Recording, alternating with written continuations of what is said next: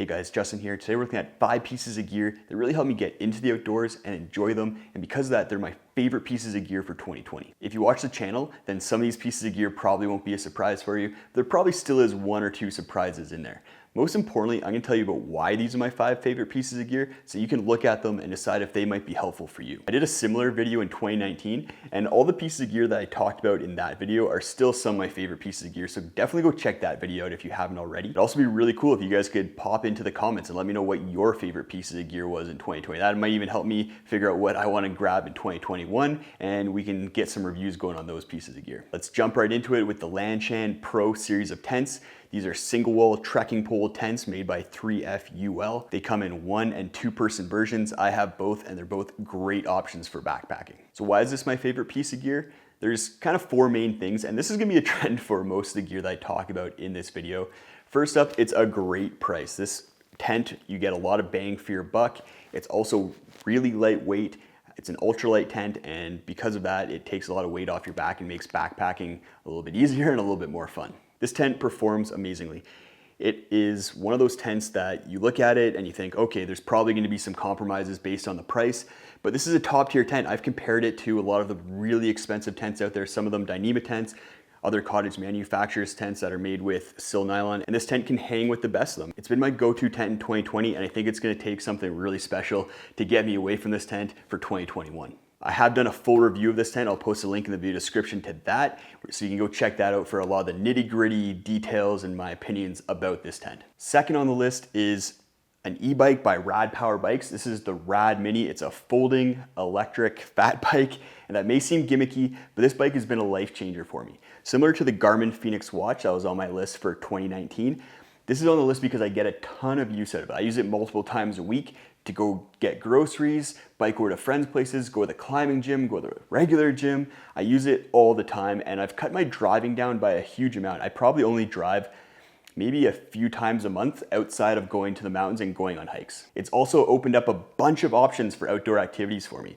I like to go solo backpacking and on solo trips, and a lot of the time before I wasn't able to do through hikes or trips that had some logistics involved because I didn't have that shuttle. But what I've been able to do with the e-bike is I drop the bike off at the end of the trail, hike the trail to the e-bike, and then use the e-bike to bike back to my car at the beginning of the trail. And that's been awesome. I've been able to do a few trails that I wouldn't have been able to do solo before. And I've also been able to use it for canoe trips. I put my inflatable canoe on my back, hop on the e-bike, bike up to the top of the river, and then because the bike folds and gets really small, I can throw it in the canoe and then canoe down the river all by myself. Being able to do those trips last minute, not having to worry about those logistics has been awesome, and I've definitely been able to get it on a few extra trips that I probably wouldn't have been able to do without this bike. Third, we have the Decathlon Trek 100 down jacket. This is an ultralight down jacket from the largest sporting goods manufacturer in the world, Decathlon. I'm surprised this jacket hasn't gotten a lot more attention. It is an amazing jacket, great performance, bang for the buck. It only costs $80 US and compares to a lot of the jackets that cost $200 or $300. It's also a really quality product. You'd expect a budget down jacket to have some compromises, but it is made with responsible down, standard certified down, which is a huge factor for me. As well, it comes with Decathlon's lifetime defective warranty and then their 1-year no questions asked warranty. Ultralight and top specs and great quality. I don't know what more you could ask for in a down jacket. So that's why this has been my top recommendation for an ultralight down jacket for people out there for 3-season use.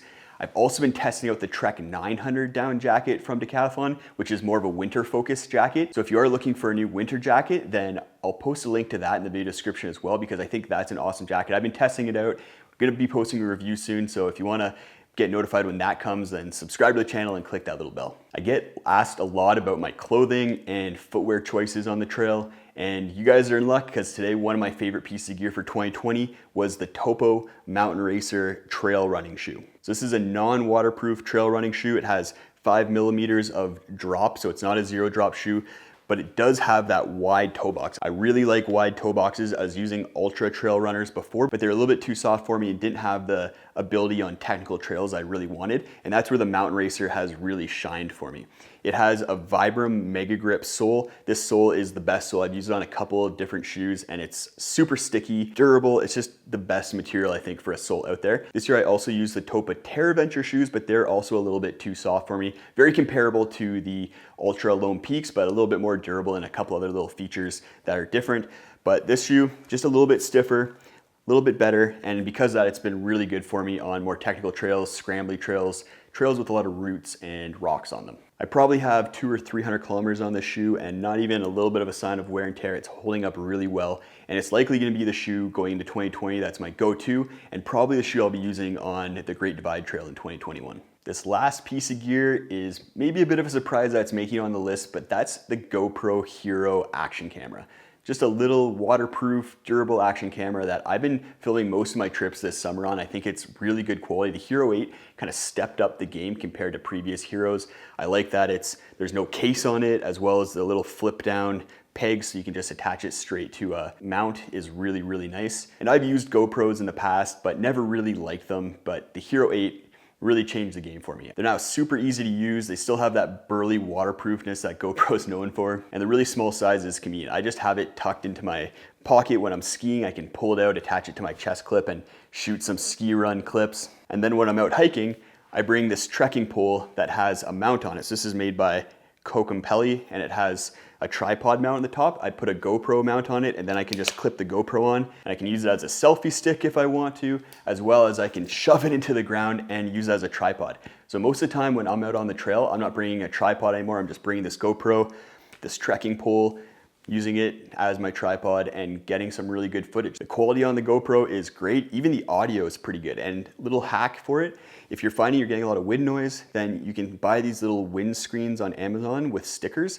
that you can put over the speakers, and that cuts down a lot of the wind noise. I've been using those all summer as well. Compared to my phone, it definitely shoots better quality. It's also a bit more convenient for me. I find the phone just a little bit bulky and awkward, as well as the GoPro is much more durable. I've dropped this thing and thrown it around and I'm not worried about different pieces of it cracking like I am with my phone. I also like that I can potentially just leave my phone at home. That's an expensive device that breaks easily, and the GoPro is much cheaper at a third or half the price of a lot of phones out there. So which piece of gear is my #1 favorite for 2020? And it's probably not a surprise, it's the Decathlon Trek 100 down jacket. I love that it's really affordable and keeps people warm, so maybe they're more comfortable when they're going to the backcountry and enjoying the experience a bit more. And it's just such a great bang for the buck product. It blows my mind what you get for that price, especially compared to the competition that's out there.